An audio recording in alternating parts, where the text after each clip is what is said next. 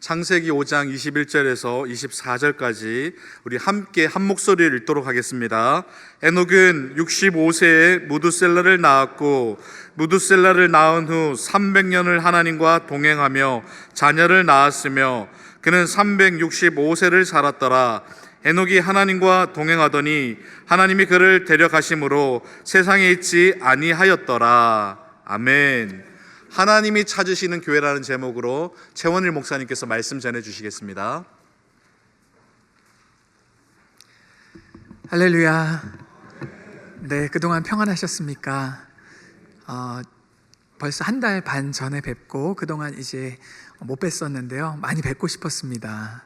네, 저만 그런가요? 네. 오늘 또 하나님께서 우리 각 사람을 향한 또 주님의 마음을 또 부어주시기를 소망합니다. 특별히 부족한 저를 너무 귀한 교회 일랜드 교회에 담임 목회자로 청빙해 주셔서 감사합니다. 우리가 함께 또 하나님의 나라를 꿈꾸는 그런 교회가 되기를 소망합니다. 계속 이제 그 일랜드 교회 청빙을 받고는 이제 교회를 위해서 함께 기도를 했습니다. 기도하면서 계속 하나님이 주시는 마음이 있었는데요, 정말 제가 꿈꾸고 제가 이루고 싶은 그런 교회가 아니라 하나님이 꿈꾸시는 교회. 왜냐하면 예수 그리스도의 핏값으로 하나님이 세우신 교회이기 때문에 분명한 하나님의 뜻과 계획과 목적이 우리 교회에 있는 줄 믿습니다.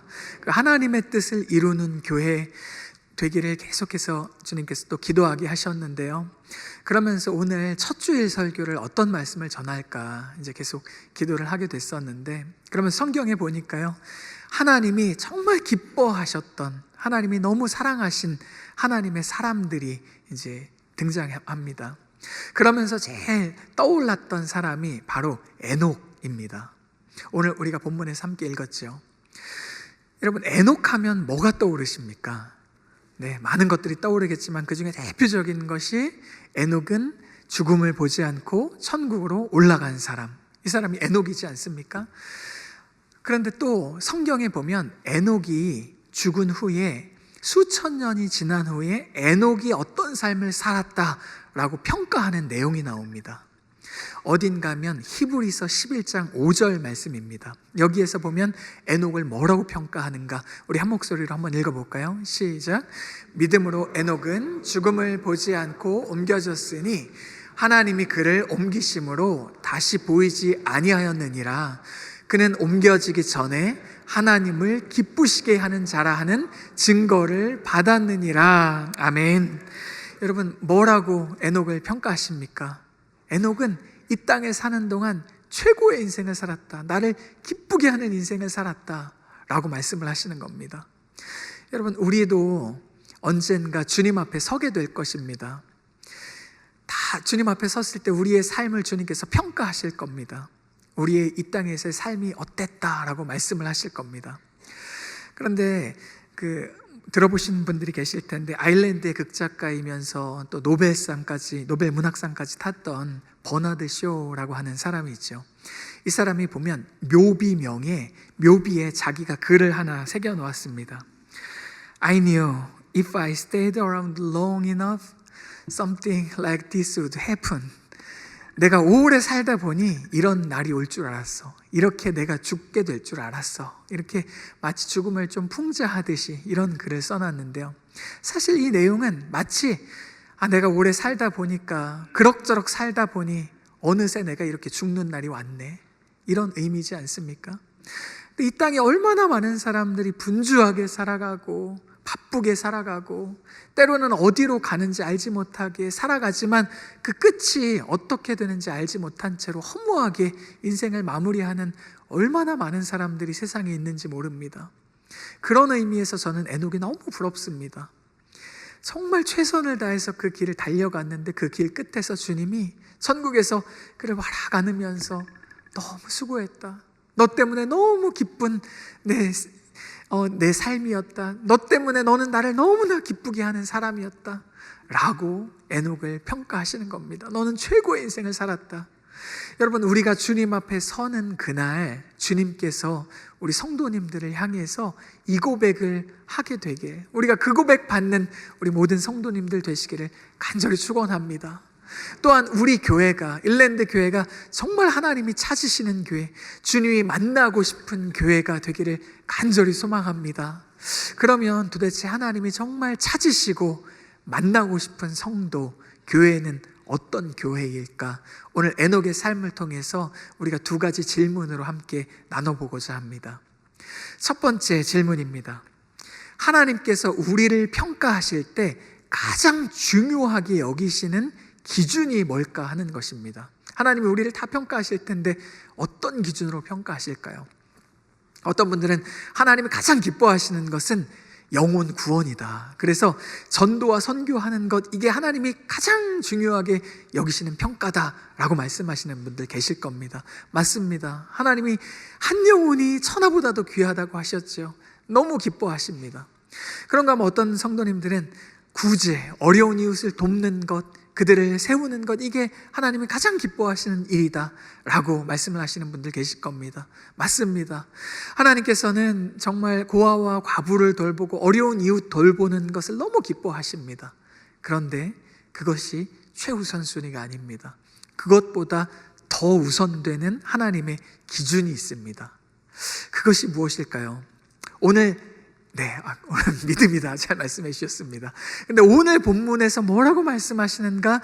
오늘 22절, 24절에 보면 공통적인 반복되는 단어가 있는데 우리 한 목소리를 한번 오늘 22절 말씀을 한 목소리로 한번 읽어보겠습니다. 시작. 무드셀라를 낳은 후 300년을 하나님과 동행하며 자녀들을 낳았으며. 24절입니다. 에녹이 하나님과 동행하더니 하나님이 그를 데려가심으로 세상에 있지 아니하였더라. 아멘. 22절, 24절 에녹을 대표하는 압축된 에녹에 대한 평가 한 단어가 무엇입니까? 동행입니다. 다시 말하면 에녹을 너는 최고의 인생 살았어 라고 평가하는 기준이 에녹은 하나님과 동행했다라는 것입니다. 그 어떤 것도 프라이어리티가 아닙니다. 이 동행함의 결과가 선교와 전도이고 동행함의 결과가 어려운 이웃을 돕는 것이다 라고 말씀을 하시는 겁니다. 그러면 도대체 이 동행이 뭘까요? 동행은 오늘 본문에 보니까 히브리어로 할라크라고 하는 단어를 사용합니다. 근데 이거는 우리 성도님들 꼭 아셔야 되는, 기억하셔야 되는 단어입니다. 할라크. 이게 왜냐하면 하나님이 보시는 가장 중요한 기준이기 때문에 그렇습니다. 이 동행은 늘 모든 생각과 모든 방향과 모든 원함이 함께 연합되어 있는 것, 이게 바로 동행입니다. 에녹은 늘 하나님과 함께 걸었고 함께 산책했고 늘 하나님과 모든 생각을 공유했던 사람이다 라고 말씀하시는 겁니다. 특별히 오늘 본문에는 할라크 바로 앞에 이크라고 하는 단어가 쓰여요. 이크 할라크 이렇게 이제 되어 있는데요. 이 이크가 앞에 붙으면 어떤 의미가 되는가 하면 부부처럼 완벽히 연합해서 완벽하게 사랑하며 친밀함을 누리는 관계를 말합니다. 에녹은 늘 그렇게 주님과 함께 너무 깊이 사랑하는 사이였다라고 말씀을 하시는 겁니다. 오래전에 영국의 한 신문에서 이런 공고를 한번 냈다고 합니다. 공모전을 했는데요. 영국 아래에 있는 런던, 남쪽 런던부터 저 북쪽에 있는 에든버러까지 가장 빨리 갈 수 있는 방법이 무엇인가? 아마 우리 성도님들 중에 들어보시는 분들이 계실 텐데요. 어떤 방법이 있을까? 그러니까 사람들이 막 공모를 했겠죠. 어떤 사람들은 비행기를 타고 간다. 어떤 사람은 기차를 타고 간다. 어디서는 어느 부분에서 트랜스퍼를 하면 더 빨리 간다. 수많은 그런 답들을 냈습니다. 그런데 거기서 채택된 답이 뭔지 아십니까? 네, 사랑하는 사람과 함께 간다. 이게 채택된 답입니다. 여러분 그렇죠? 우리가 조금 불편하고 힘들고 어려운 분하고 이렇게 만나게 되면 5분만 있어도 마치 5시간 정도 있는 것처럼 굉장히 힘들게 느껴질 때가 있습니다. 그런가 하면 너무 사랑하는 사람과 있을 때는 5시간 정도 시간을 보냈는데 시계를 보니까 5분 정도밖에 안 본 것 같은데 시계를 보니까 5시간이나 지나 있는 거예요. 그렇게 어떻게 느껴집니까? 너무 짧은 시간처럼 느껴지는 거죠. 다시 말하면 사랑하는 사람과 함께 있을 때 시간이 빨리 간다라는 겁니다. 아마 다들 그런 경험들이 있으실 텐데요. 저도 이제 그 결혼을 이제 하고 처음에 이제 신혼집을 마련을 했습니다. 근데 이제 한국에서였는데요. 아주 조그만 집이었어요. 그 보증금 300만 원에 월세 30만 원. 그래서 달러로 하니까 월 220불 정도 되는 아주 조그만 그런 집이었습니다. 그런데도 아내와 함께 있으니까 얼마나 행복했는지 모릅니다. 그 집을 지금 생각해도 너무 행복했다. 그래서 아내에게 가끔 이야기해요. 그때 너무 좋지 않았냐고, 그때 너무 행복하지 않았냐고. 근데 아내는 별로 대답을 하지 않더라고요. 저만 뭐 그랬는지 모르겠는데 너무 행복한 시간. 오늘 하나님께서 에녹에게 그렇게 말씀을 하시는 겁니다. 너는 나와 함께 있는 걸 너무 즐거워하는, 너는 정말 내가 너무 사랑했던, 나를 너무 기쁘게 한 자다. 그게 동행이다 라고 말씀을 하시는 겁니다. 그런데 이 할라크라고 하는 단어가 그 앞에 보면 또 한 번 등장합니다. 창세기 3장 8절 말씀인데요.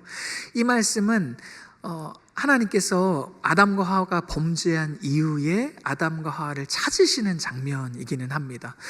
이 본문을 제가 한번 읽어보겠습니다. 그들이 그날 바람이 불 때 동산에 거니시는 여호와 하나님의 소리를 듣고, 이렇게 기록합니다. 여기서 거니신다라고 할 때 할라크라고 하는 단어를 씁니다. 그런데 사실 여기서는 이 할라크라는 단어를 쓸 필요가 없는 부분입니다. 왜냐하면 여러분, 영이신 하나님이 에덴 동산을 걸어 다니시겠습니까? 굳이 그렇게 하지 않으실 텐데 왜 하나님께서 여기에 이 단어를 쓰셨을까요? 왜냐하면 하나님께서 이전에 아담과 하와가 범죄하기 이전에 이 아담은 늘 나와 함께 그 에덴 동산을 거닐었던, 나와 연합했던 사람이다. 이걸 보여주고 싶으셔서 암시하는 의미로 여기에 이 할라크라고 하는 단어를 기록하고 있으신 겁니다. 여러분, 하나님께서 에덴 동산을 너무 아름답게 만드시고 그리고 마지막에 아담을 딱 창조하십니다. 그럼 아담을 왜 창조하셨을까요? 너무 아름답게 에덴 동산을 딱 만들고 나니까 이거 누군가 관리하지 않으면 이거 금방 흐트러질 것 같은데, 누군가가 똑똑하고 지혜롭고 힘센 누군가 한 사람을 만들어서 이 모든 걸 관리하게 하자.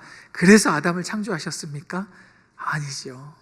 오히려 아담 한 사람을 위해서 내가 너를 위한 모든 걸 제공해 줄게. 너는 나와 함께 동행하자. 그 의미로 아담을 창조하신 줄 믿습니다. 그런데 아담만이 아니에요. 오늘 우리에게 동일하게 말씀하십니다. 그 말씀이 어디 나오는가 하면 신약성경 마태복음 6장 33절 말씀에 보면 우리가 너무 잘 아는 말씀, 너희는 먼저 그의 나라와 그의 의를 구하라. 그리하면 이 모든 것을 너희에게 더하시리라. 사실 아담에게 하셨던 동일한 말씀입니다. 아담, 너를 위한 모든 걸 제공할게. 너는 나와 함께 교제하자.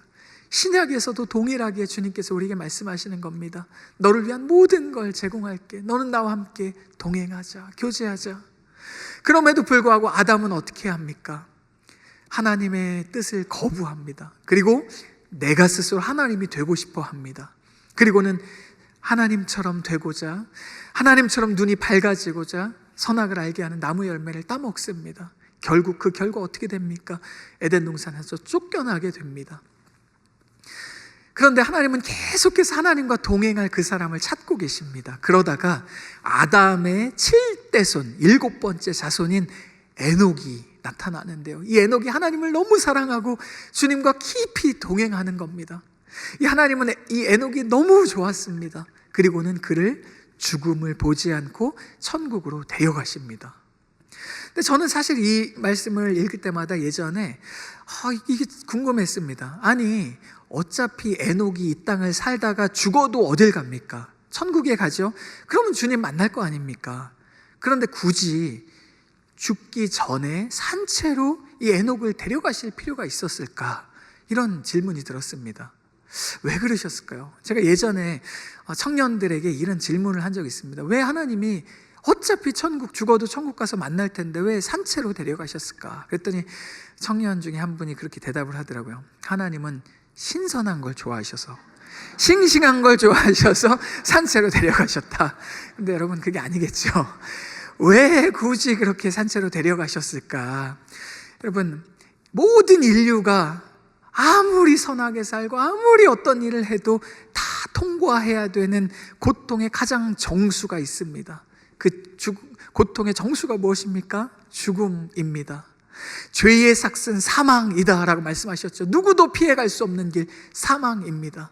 그런데 하나님께서는 하나님과 너무 깊은 사귐이 있고 하나님과 교제한 그 사람, 그 대표성을 가지고 있는 그 사람을 죽음을 보지 않고 천국을 데려감을 통해서 하나님이 얼마나 우리와 동행하고 싶으신지를 보여주는 샘플로 보여준 사람이 바로 에녹이라는 것입니다.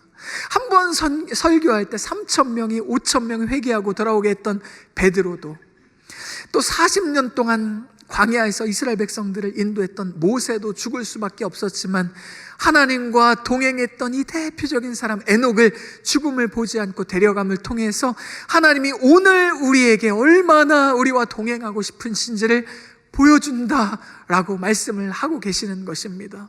그래서 고린도전서 1장 9절에서 주님께서는 우리를 구원하신 목적을 이렇게 기록을 하고 있습니다. 우리가 한번 이 말씀을 한번 읽어볼까요? 시작. 너희를 불러 그의 아들 예수 그리스도 우리 주와 더불어 교제하게 하시는 하나님은 미쁘시도다. 아멘. 여기 보면 우리를 불러, 어디서부터 부르셨습니까? 사망에서, 죽음에서, 죄에서, 세상 가운데서 주님께서 우리를 불러내셨습니다. 왜 부르셨다고 기록합니까? 그의 아들 예수 그리스도 우리 주와 더불어 교제하게 하시기 위해서. 여러분, 이건 놀라운 일입니다. 우리 같은 죄인, 또 넘어지고 또 실패하고 또 좌절하는 우리 같은 사람을 주님께서 포기하지 않고 부르셔서 하나님의 자녀 삼으신 목적이 무엇인가 하면 그 아들 영광스러운 이름 예수 그리스도와 연합하게 하고 교제하게 하기 위해서 우리를 부르신 줄 믿습니다. 여러분, 우리 장로교 신학, 우리의 개혁 신학의 가장 정말 이 신학을 압축해 놓은 우리가 잘 알고 있는 웨스트민스터 소유리 문답을 다 알고 계실 겁니다. 이 웨스트민스터 신앙 고백에 보면 소유리 문답의 첫 번째 질문이 무엇입니까?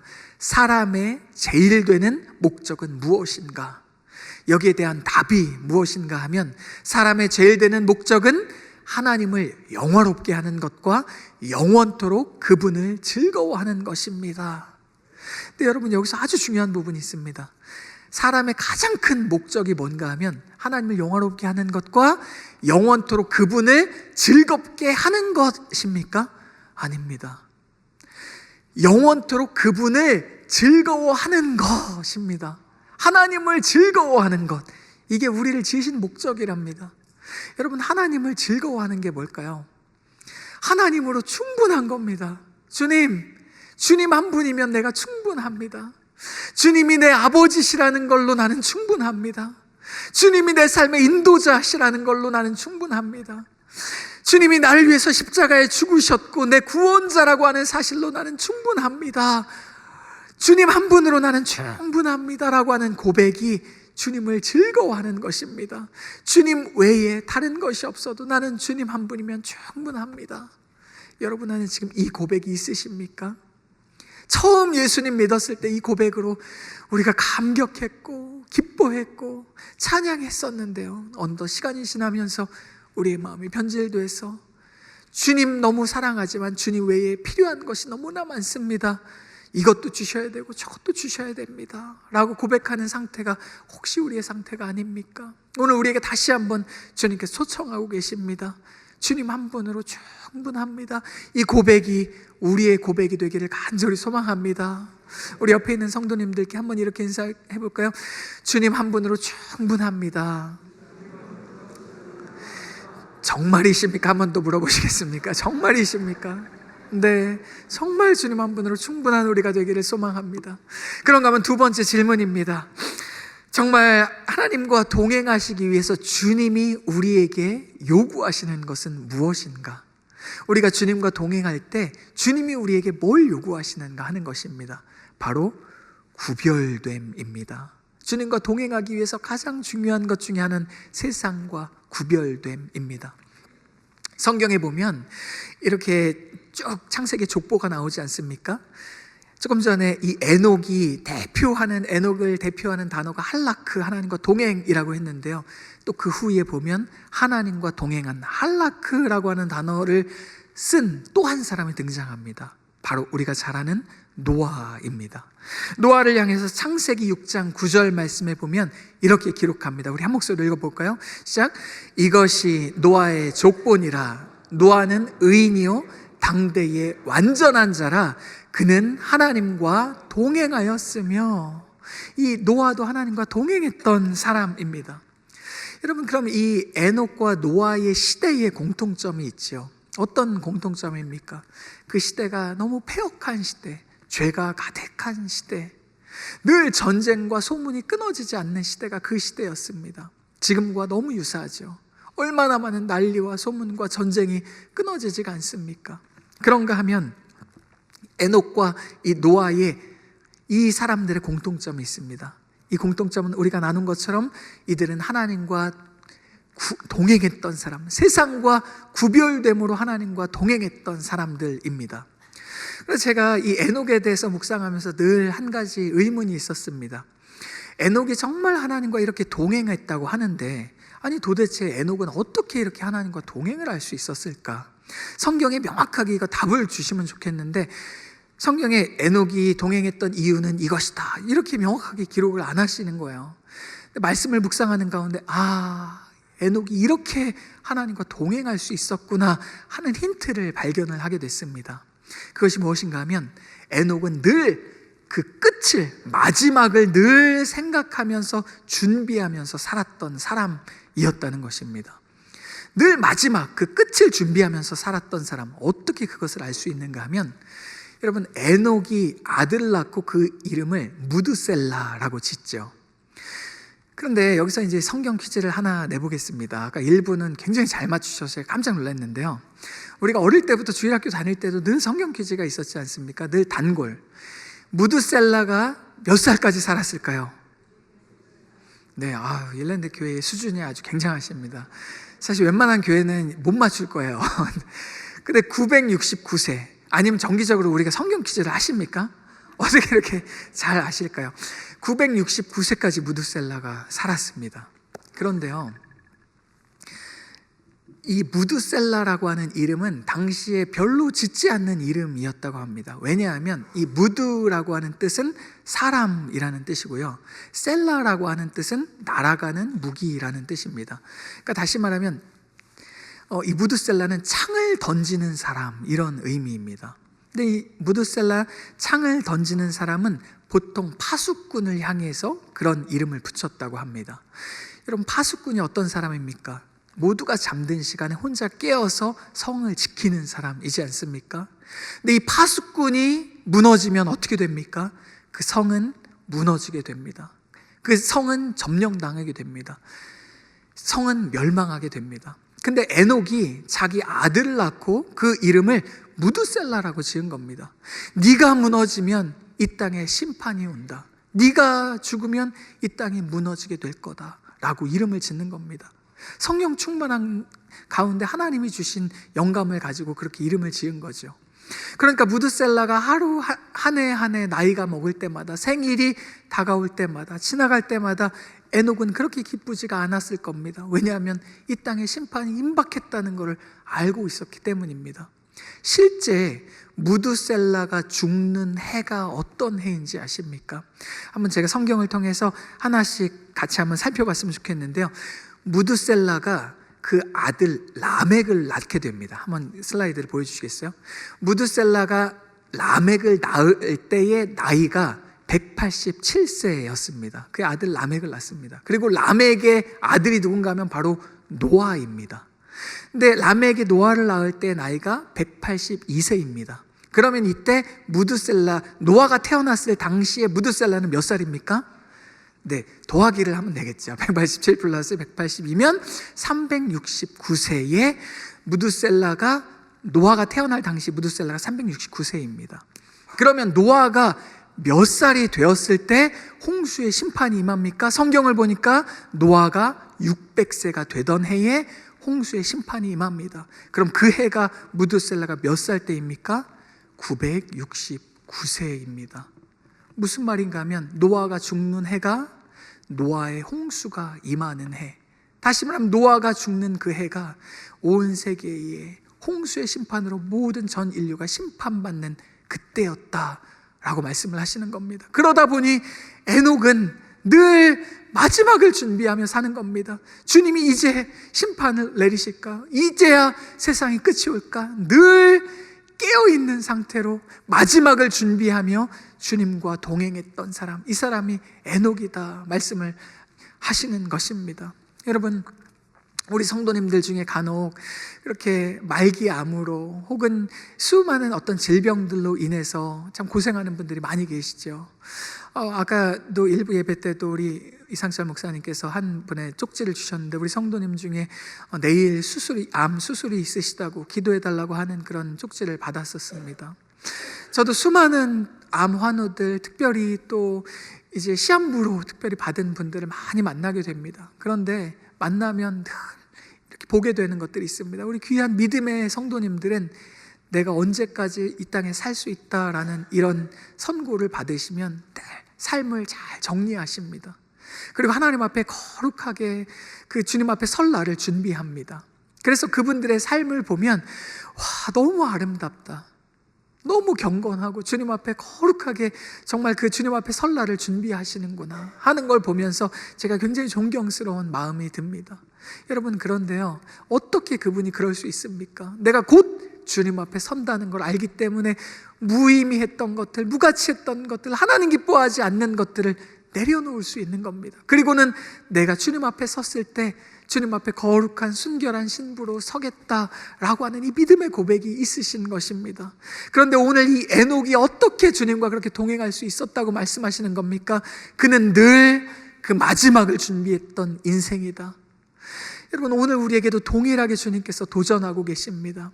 우리가 언제 주님 앞에 설지 아무도 알 수가 없습니다. 그게 오늘일지 10년 후일지 30년 후일지 50년 후일지 아무도 알 수 없다.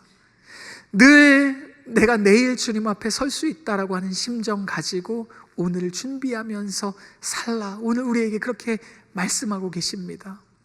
정말 우리 마지막을 준비하며 늘 주님과 동행함으로 주님의 기쁨 되는 우리 모든 성도님들 되시기를 간절히 축원합니다. 제가 이렇게 말씀을 준비하고는 며칠 전에 이렇게 새벽에 엎드려서 기도를 하는데 계속 눈물이 쏟아지는 겁니다. 하나님 앞에 계속 기도하는데 왜 눈물이 쏟아지는가 하면 제가 정말 주님과 동행하고 싶거든요. 주님이 기쁨으로 살고 싶거든요. 그런데 제 모습을 보니까 주님의 기뻐하시는 뜻대로 살 수 있는 능력이 없는 겁니다. 믿음으로 결단하지만 또 금방 무너지고, 주님과 동행하겠다고 마음먹었지만 또다시 실패하는 제 모습을 보니까 너무 초라한 겁니다. 주님, 제가 정말 주님 뜻대로 살고 싶고 주님과 동행하고 싶습니다. 정말 주님 맡기신 사명 감당하는 하나님의 사람 되고 싶습니다. 주님, 제가 어떻게 해야 됩니까? 계속 눈물이 나면서 기도하는데요, 주님께서 그런 말씀을 생각나게 하시더라고요. 요한복음 6장 말씀인데요, 요한복음 6장 28절 말씀에 보면 예수님의 제자들이 예수님께 그렇게 질문합니다. 주님, 우리가 정말 주님과 정말 하나님의 일을 좀 하고 싶습니다. 어떻게 해야 하나님의 일을 좀 할 수 있습니까? 하나님의 일을 할 수 있도록 이제 우리가 좀 열심히 한번 해보겠습니다. 우리가 뭔가를 좀 해보겠습니다. 주님의 일을 좀 할 수 있게 해주십시오. 어떻게 하면 되겠습니까? 질문을 합니다. 그때 예수님께서 요한복음 6장 29절 말씀에 이렇게 말씀하십니다. 우리 한 목소리로 읽어볼까요? 시작. 예수께서 대답하여 이르시되 하나님께서 보내신 이를 믿는 것이 하나님의 일이니라 하시니. 아멘. 여러분, 하나님의 일이 뭐라고요? 우리가 엄청난 프로젝트를 세워놓고 어마어마한 무언가를 해서 업적을 이루어내는 게 하나님의 일이 아니랍니다. 주님이 정말 가장 기뻐하시는 하나님의 일은 하나님이 보내신 자 예수 그리스도를 온전히 신뢰하는 것, 주님 사랑하는 것, 주님과 함께 동행하는 것, 이게 주님의 일이다 라고 말씀을 하시는 겁니다. 그러면서 제 안에 드는 그런 마음이, 저에게 그런 마음 주시는 것 같아요. 이제 새로운 교회 부임해서 이제 새로운 또 담임 목회를 시작해야 될 텐데 어떻게 목회해야 될까? 어떤 일을 하면 좋을까? 어떻게 교회를 세워갈 수 있을까에 대한 고민이 아니라 내가 너에게 가장 원하는 것은 네가 나를 온전히 믿는 것이다 라고 주님이 주시는 마음이에요.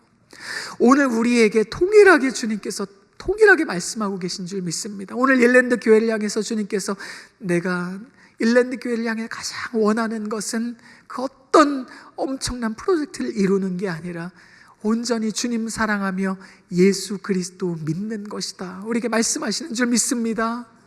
그 마음을 가지고 오늘 말씀을 보니까요, 에녹과 노아가 대단하고 훌륭해서 그래서 이들이 주님과 동행했던 게 아니더라고요. 아까 창세기 6장 9절 말씀에 뭐라고 말씀했습니까? 이 노아는 당대의 완전한 자라 그가 하나님과 동행했다라고 기록하지 않습니까? 그런데 어떻게 그가 그렇게 될 수 있었는가? 바로 앞절 창세기 6장 8절 말씀에 보니까 이렇게 기록하고 있습니다. 한 목소리 읽어보겠습니다. 시작. 그러나 노아는 여호와께 은혜를 입었더라. 그가 어떻게 동행할 수 있었는가 하면 하나님께 은혜를 입었기 때문이다. 그의 대단함, 그의 영성, 그의 훌륭함이 아니라 그가 정말 하나님의 은혜를 입었기 때문에 그는 주님과 동행할 수 있었다라고 말씀을 하고 계시는 겁니다. 오늘 우리 일랜드 교회, 우리가 기도하고 싶은 우리의 기도의 제목, 주님 정말 우리에게 은혜를 주옵소서. 주님과 동행하고 싶습니다. 이 마지막 때 하나님이 찾으시는 그 한 사람, 한 교회가 우리 교회가 되기를 소망합니다. 이 고백으로 주님 앞에 온전히 세워지는 우리 사랑하는 일랜드 교회 모든 성도님들 되시기를 간절히 축원합니다. 이렇게 말씀 준비하면서 계속해서 제 안에 떠올랐던 찬양이 있습니다. 우리 잘 아시는 찬양일 텐데요. 하나님은 우리의 피난처가 되시며 환난 중에 우리의 힘과 도움이시라. 그래서 후렴에 뭐라고 고백합니까? 너희는 가만히 있어 주가 하나님 되 말지어다.